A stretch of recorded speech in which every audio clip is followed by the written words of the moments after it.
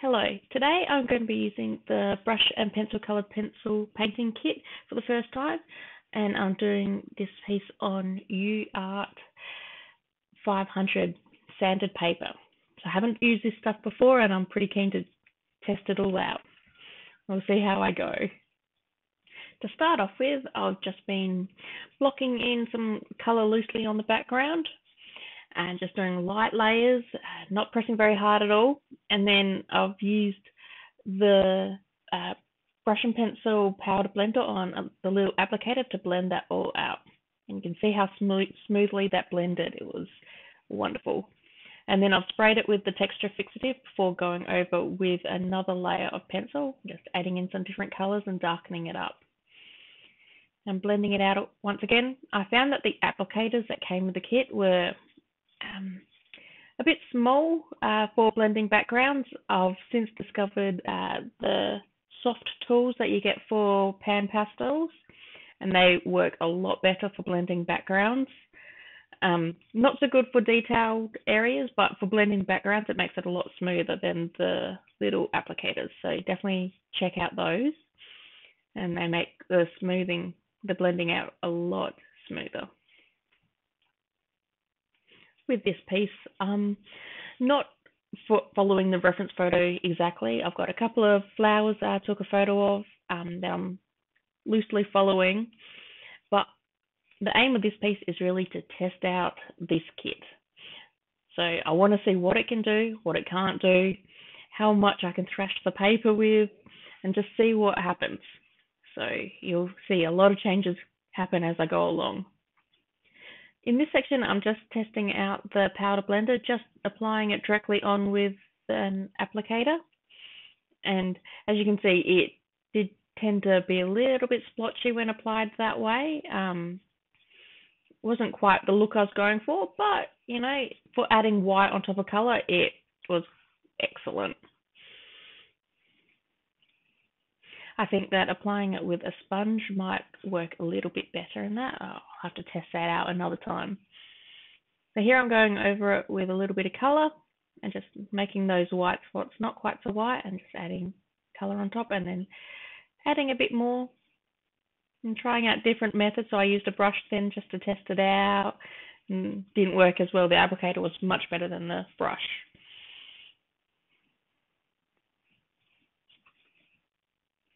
I found that working on sanded paper is quite different to my normal watercolor paper, in that while the pencil goes onto the paper really easily, it burns through the pencil a lot and there's a lot of dust everywhere.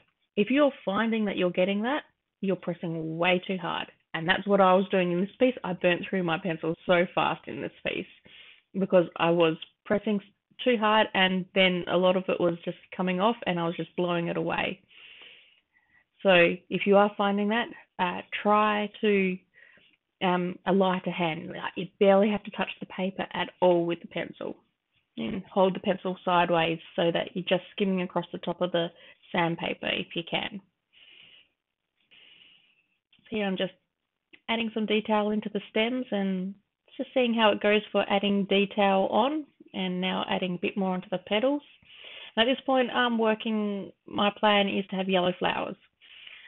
I've started building up the yellow into the petals, a little bit of a greeny yellow there, just darkening it up, seeing how I go with the blending, and now adding some browns in, just to get those shadows into the center of the petals. My plan definitely was to have yellow flowers. It's not how it ended up at the end though. I had quite a lot of fun being able to just change the plan of the piece completely. It was amazing. Definitely not something you can do with colored pencils normally. Adding in some light yellow, some cream. And I found that this pencil I tended to automatically press too hard with. And that did cause some issues in that it seemed to get some of the pigment stuck on the sandpaper and it wouldn't blend properly. And I think that's because I automatically started pressing way too hard with my light colours, which is what you do on watercolour paper, because to get those highlights to stand out, you need to press hard. For this section, you'll see I just moved the stem of that flower. I was like, oh, what would happen if I moved it over a bit? And I'm like, oh, yeah, that works. You can just move it. And now I'm like, oh, add a flower here, add a flower there. I've just decided that I want flowers all over the place instead of just the original ones. And I didn't know how it would go. People said that you could just add things in using the texture fixative. But I didn't know how well it would work. And as you can see, it's getting a lot of pigment on top of the background. You can see it really well. At the moment, it's still, you can tell it's a different flower to the other ones. It hasn't quite blended out, but by the time I've finished, you can't tell it from those original flowers. And so with that flower you've seen me going over in purple, I decided, hey, I didn't like that flower there. I'm just going to cover it up and see what happens. As you can see, the cream is still standing out because I pressed too hard and it's got the pigment stuck on the sandpaper. It seems to almost work more like a wax pencil rather than the oil-based Polychromos. So I'm not sure if that's my particular pencil or if that's that color in general. I had a little bit of trouble covering that up. I did in the end though. It just keeps adding more layers using the texture fixative. Give that a light spray and make sure you shake it up really well beforehand though, before you spray. Otherwise it gets all globby, and the stuff that actually adheres to the paper, that stuff separates from the other stuff in the can, so you need to make sure that's mixed in properly, otherwise it won't work as the texture fixative is supposed to. So at this section, I've just randomly decided, hey, what if I change the background completely? What will that do? Maybe I'll make it a bit darker, maybe I'll add some stars, I'll make it into sort of like the Milky Way kind of look, a galaxy look. Apparently, no problem. I was very excited by this, by just being able to change the piece however I wanted. And I'm just blending it all out. Each time you see me using those applicators, afterwards I will have sprayed it with the fixative. So if you don't spray the fixative enough, you'll find that you just start knocking the pencil off of the paper. And you won't be doing much. It just keeps knocking the pencil off rather than it staying. So the fixative holds that down. So that definitely use that a lot. Don't skimp out on using the fixative. Here I'm just using a stencil that I have and gone over it with the titanium white, just sort of patting it on there with the applicator, just to get that sort of pattern, and then adding some color over the top of that. I was having a lot of fun with this. So this is not a technique I've used in coloured pencil before. I definitely found working on the sanded paper was a whole different experience to the watercolour paper, and it did take a bit to get used to it.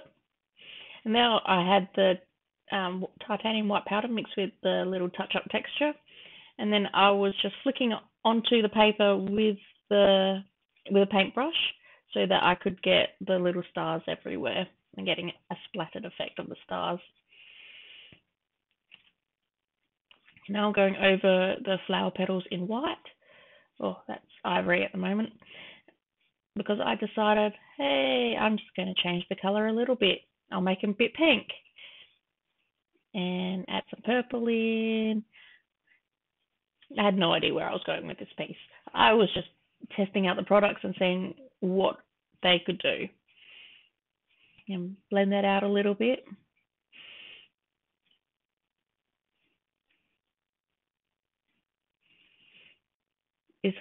Using the colour pencil painting kit definitely feels like it's a whole new, different medium. It works so completely different to how colour pencil works normally. I am amazed at what it can do, and so excited to see where I can take this and what pieces I can create using this kit.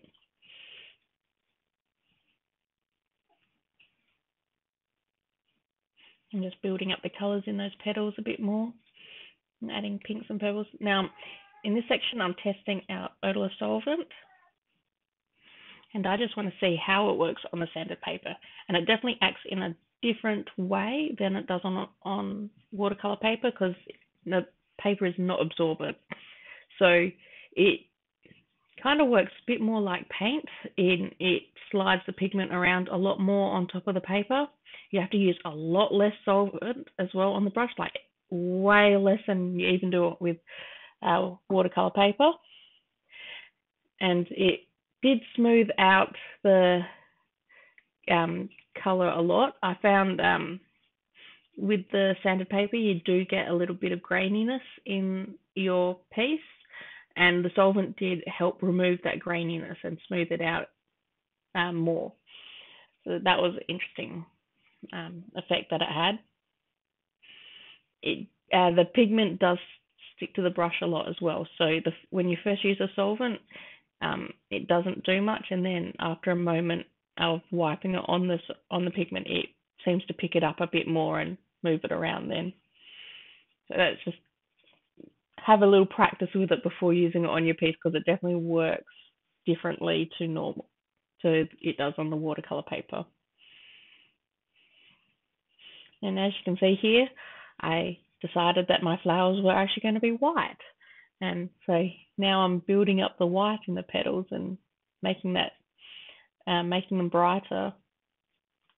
And that is not something I could have done using my normal methods for color pencil. There's no way I could have added in a flower like that, and definitely not have made it a white flower.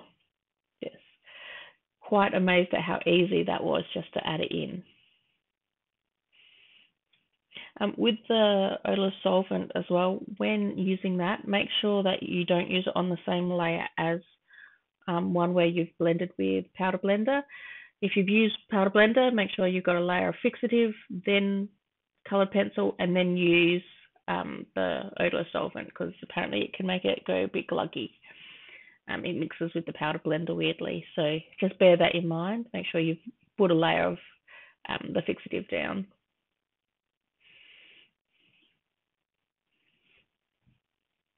Another thing to bear in mind is you may want to pre-mount your sanded paper before starting. I found that it tended to curl a lot. Even before working on it, my sanded paper is very curled, and the masking tape I usually use was not quite strong enough to hold it down, and I had to keep pressing it down repeatedly, which got a bit annoying. Just something to bear in mind, to maybe pre-mount the sanded paper to help keep it flat. And just building up those colours again, removing a few petals there. Decided I didn't like how many petals I had in that spot. And just, hey, I'm removing that flower altogether, you know. I love how adaptable it makes colored pencils. So you can just change a piece like that. Like, usually with colored pencil, you would not do that. You would not want to just change it. You have to have it planned out from the start and know where you're going, because it is not a forgiving medium. You can't just alter things. But with the color pencil painting kit, it means that you can just add things like these water drops. I could not have done that on my normal methods with Odourless Solvent. There's no way that I could just add in water drops like this. They would have had to have been put in at the start. I would have had to have the white protected by a layer of pencil before starting work. But here I just decide randomly, I'm going to add a spider web. Let's put water drops all over and let's see how well they look.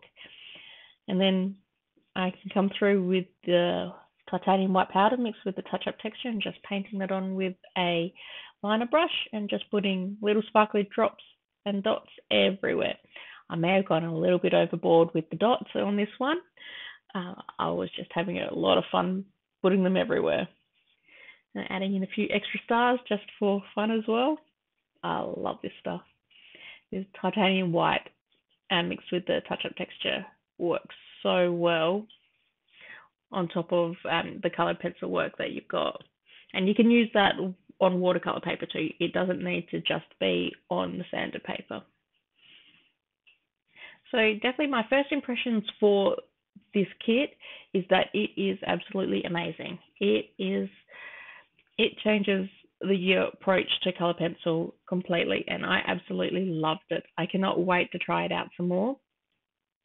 It is definitely a different approach to colour pencil, so do bear that in mind. But the way you can just change your piece halfway through and add things and change the layout of it, it was amazing how adaptable it made the colour pencil work. I can't wait to try it out again on my next piece. I will still do Odourless Solvent pieces, but I can't wait to try this one out a bit more. And if you're interested in seeing the hour-long video, I have available over on Patreon for this review. And I go in far more depth of what I've done and how I made all those changes to the piece. So if you're interested in that, head over to Patreon and you can subscribe. I hope you've enjoyed this tutorial, and I'll see you all next time. Bye for now.